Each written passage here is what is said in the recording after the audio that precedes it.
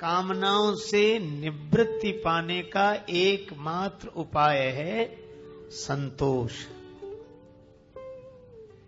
और क्रोध को भी मिटाने का यही उपाय है। परशुराम जी को बड़ा क्रोध आ रहा था और लगता था कि अब कुछ कह ही डालूं। लक्ष्मण जी ने कहा, नहीं संतोष तो पुनि कछु कहू, जनि रिस रोक दुसह दुख सहू। तो काम की भी निवृत्ति का उपाय है संतोष, क्रोध को भी मिटाने का उपाय है संतोष, और लोभ को भी मिटाने का उपाय है संतोष। उदित अगस्त पंथ जल सोखा, और जिमि लोभहि सोखई संतोषा।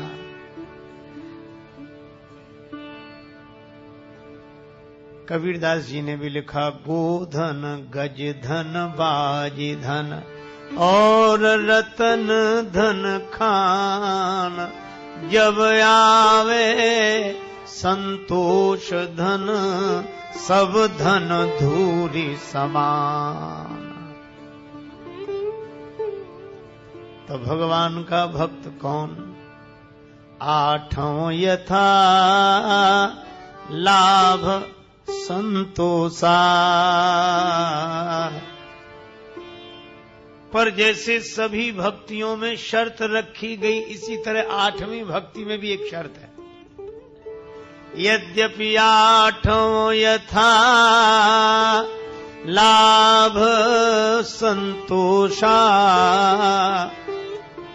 पर शर्त क्या है? सपने हूं नहीं देखई पर दोषा। इसमें दूसरे का दोष न देखे, इतना ही दिया इसने, इतना ही दिया। जो हो उसमें संतुष्ट है। क्यों? किसी भी दृष्टि से विचार करें,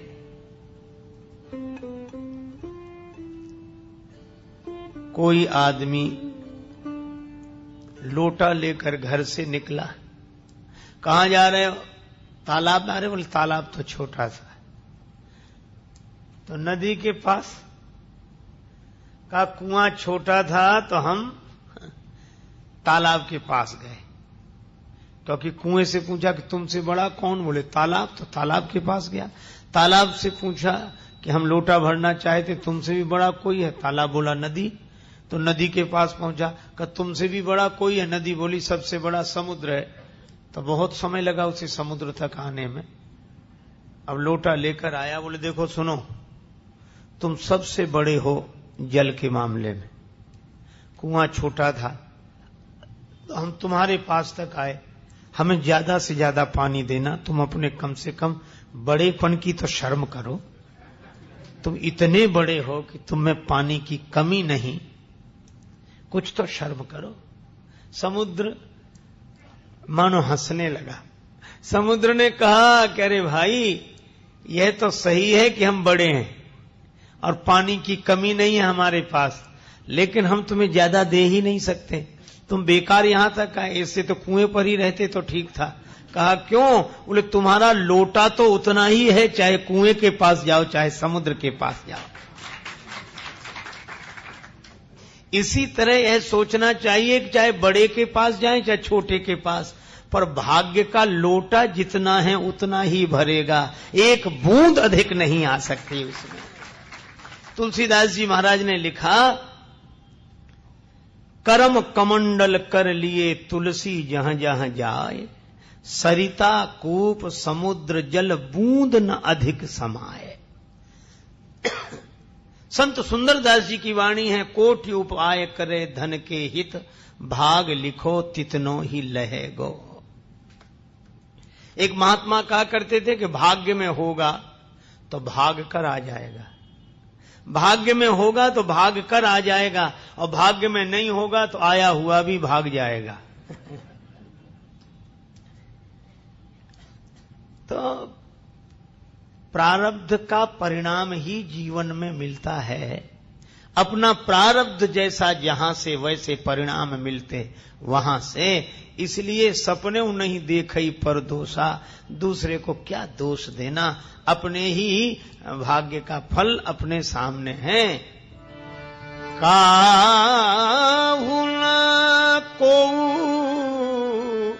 सुख दुख कर दाता, निज कृत कर्म भोग सब भ्राता। तो प्रारब्ध तो पहले रचा, पाछे रचा शरीर, तुलसी चिंता छाड़ के भजले श्री रघुवीर।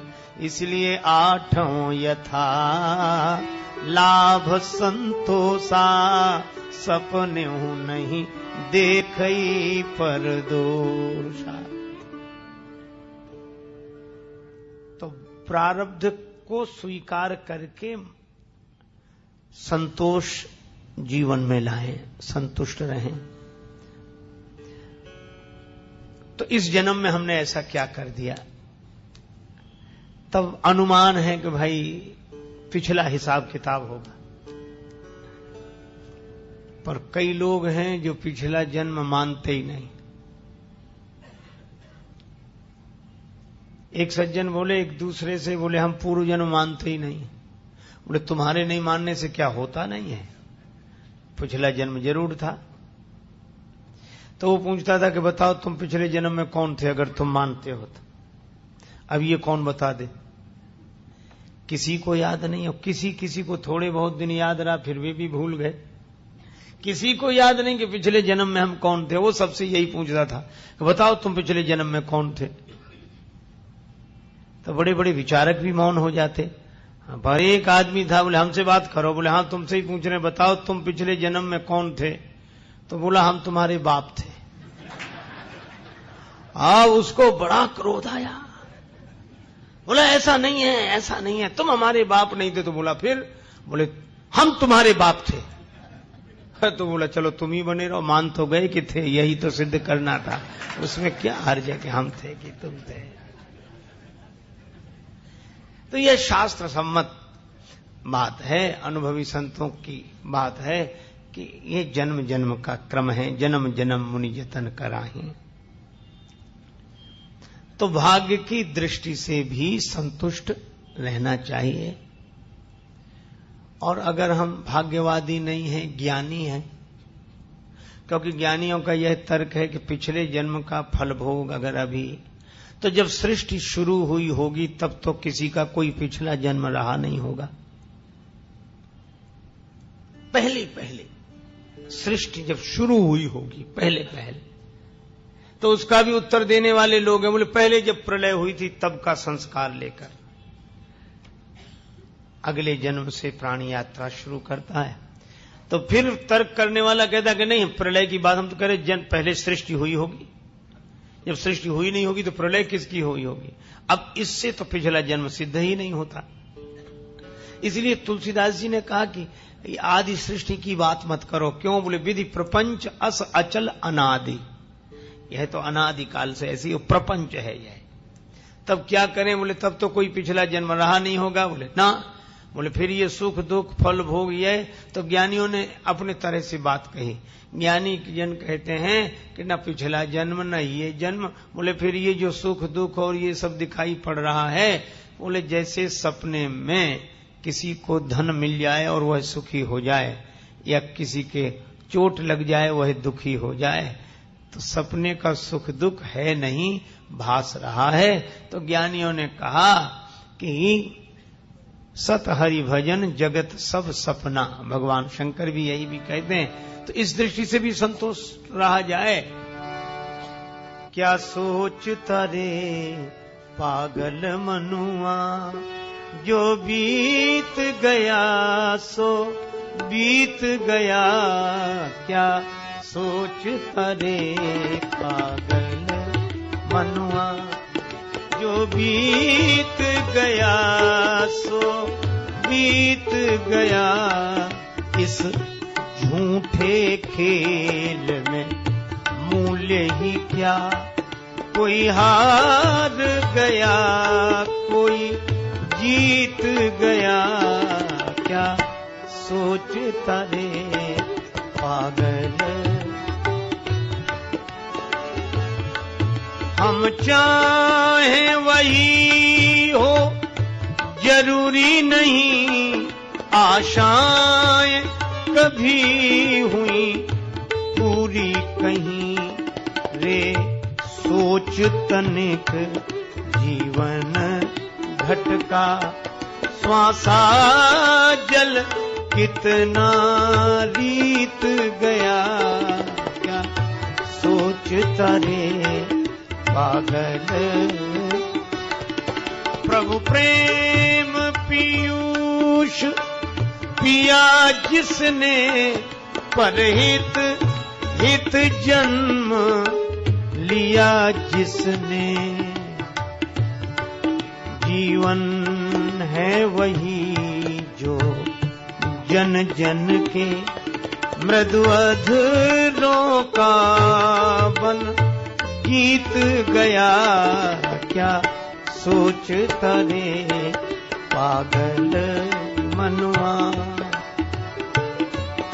जब सूर्य सा साथी मिलता है, राजेश कमल तब खिलता है, हर सांझ को कहता है पंकज, हम कैसे खिले अब मीत गया, क्या सोचता रे पागल मनुआ, पागल मनुआ, पागल मनुआ।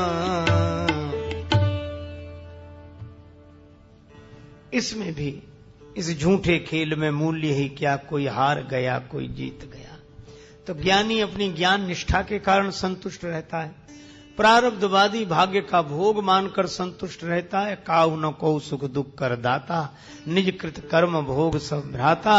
ज्ञानी सोचता है जगत सब सपना, और भक्त क्या सोचता है कि न भाग्य है और न सपना है, फिर ये सब हो क्या रहा है। का राम कीन चाहई सोई होई, करे अन्यथा अस नहीं कोई। भगवान जो चाहते हैं वही होता है।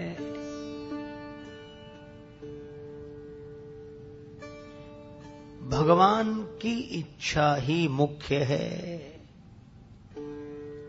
शंकर भगवान से किसी ने कहा कि अयोध्या में ये भावी मची रही, सुनो भरत भावी प्रबल। वशिष्ठ जी को कहना पड़ा, शंकर भगवान आपने भावी नहीं मिटाई, आपकी तो महिमा यही है, भावी मैटी सकहीं त्रिपुरारी। महाराज दशरथ मांगई हृदय, भरत जी मांगई हृदय महेश मनाई, कुशल मातु पितु परिजन भाई। भरत जी ने आपकी प्रार्थना की, महाराज दशरथ कहते रहे आशुतोष तुम अवढर दानी, तो राम जी के घर की भावी नहीं मिटाई आपने। शंकर जी मुस्कुराए, बोले हम अपने घर की भावी नहीं मिटा सके। भांति अनेक शंभु समझावा, पर सती जी को भावी बस न ज्ञान उड़ावा। तो शिव जी आप भावी मिटा भी लेते हैं, पर ये भावी अपने घर में या अयोध्या में होने वाली भावी को क्यों नहीं मिटाया। शंकर जी बोले देखो भावी दो तरह की होती है, प्रारब्ध जन्य भावी उसको मैं मिटा देता हूं, लेकिन एक दूसरी भावी होती है। कौन सी? प्रारब्ध जन्य नहीं, हरि इच्छा भावी बलवाना, हृदय विचारत शंभु सुजाना। नारद जी को नहीं समझा सके, क्यों? नारद जी जैसे समझे नहीं, शंकर जी जैसे समझा नहीं सके, क्यों? भरद्वाज कौतुक सुनहु हरि इच्छा बलवान। और नारद जी को ने श्राप दिया, भगवान ने स्वीकार किया नारद जी जब बोले मृषा हो मम श्राप कृपाला, तो भगवान बोले मम इच्छा कह दीन दयाला। भगवान बोले मेरी इच्छा है। अरे और तो और भगवान बोले हमें अवतार लेना था, अवतार लेने की इच्छा थी, तो कारण तो बनाना ही था, तो आपका श्राप कारण बन गया, पर मेरी इच्छा से हुआ है। अब बोलो, नारद जी श्राप दे रहे हैं वो भी भगवान की इच्छा से, भगवान को। एक बात और है, भगवान जो वन गए अयोध्या से, तो भगवान के वन जाने में भगवान ही कारण है, दूसरा कोई कारण नहीं है, कोई नहीं। लगता है और करे अपराध को और पाओ फल भोग। अच्छा आप देखो, राम जी को वन भेजने में कैकेयी माता की भूमिका है। तो माता कैकेयी ने महाराज दशरथ को प्रेरित किया, पर माता कैकेयी को किसने प्रेरित किया? का मंथरा ने। तो कैकेयी माता का दोष नहीं, फिर मंथरा का दोष है। अच्छा तो मंथरा को किसने प्रेरित किया? अजस पिटारी ताहे करी, अपयश मिला उस बेचारी को जो सहज मतिमंद है, पर गई गिरा मति फेरी। सरस्वती जी ने बुद्धि बदल दी। तो अब बोलो, कैकेयी जी का दोष नहीं, क्योंकि कैकेयी जी के बहाने मंथरा बोल रही थी। तो मंथरा का भी दोष नहीं, क्योंकि मंथरा के बहाने सरस्वती जी बोल रही थी। तो सरस्वती जी मंथरा की प्रेरक, मंथरा कैकेयी जी की प्रेरक, कैकेयी जी दशरथ जी की प्रेरक, और वनवास राम जी का। पर अब ढूंढते ढूंढते थोड़ा और आगे बढ़े, सरस्वती जी का प्रेरक कौन है?